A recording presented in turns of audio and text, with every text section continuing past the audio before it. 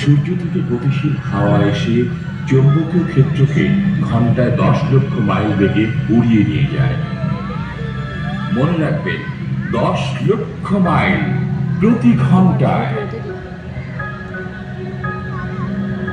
সূর্যের চৌম্বকীয় বিস্ফোরণে প্রচন্ড ঝোড়ো হাওয়া হতে পারে এবং বিপজ্জনক বিকিরণ সৃষ্টি হতে পারে।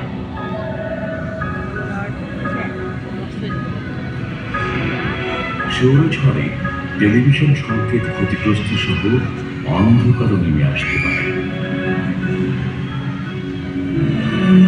ভাগ্যক্রমে পৃথিবীর নিজস্ব চৌম্বকীয় ক্ষেত্র প্রায় সবসময় আমাদের রক্ষা করে। এই ঝোড়ো হাওয়া কেবল উত্তর এবং দক্ষিণ মেরুতে বইতে থাকে।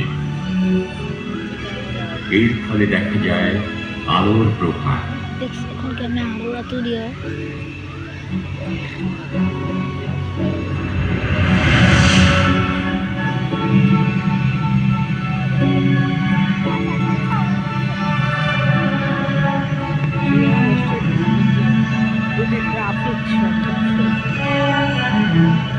মহাকাশকে আমরা শূন্য ভাবি, কিন্তু এখানে রয়েছে বহুদূর বিস্তৃত সূর্যের প্রভাব।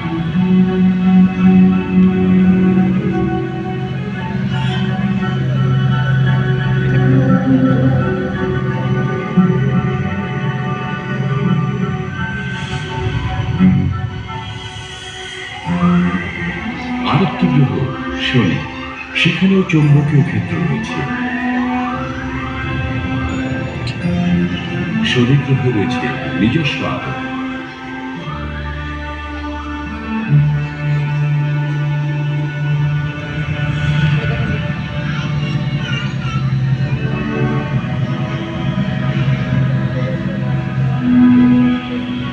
এই রেখাটি পৃথিবী থেকে গেছে।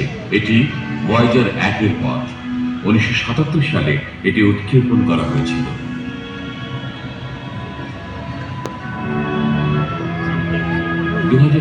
সালে আবিষ্কৃত হয় সৌরঝড়ের শেষ কোথায়।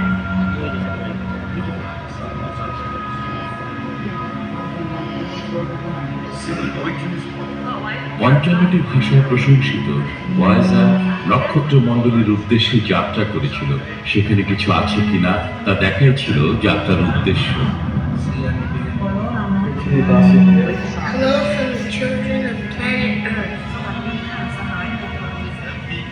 যেখানে যাত্রাপথে নিজস্ব চৌম্বকীয় ক্ষেত্রে সৌরঝড় অবরুদ্ধ ছিল, তার চারপাশ ঘিরে ভয়েজার তার যাত্রা অব্যাহত রাখে।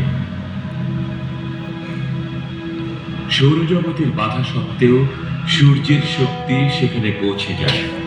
কিন্তু সূর্য সবসময় উজ্জ্বল নয়।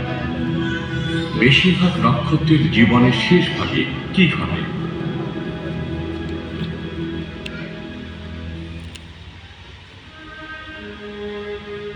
প্রায় 500 কোটি বছর পর ছায়াপথ তার নিকটবর্তী সৌরজগৎ অ্যান্ড্রোমিডাতেই বিলীন হয়ে যাবে।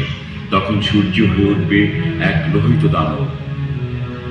প্রায় সব তারকার জীবনের শেষ ভাগে এমনই হয়। এটি পৃথিবীর বহিরাবরণ।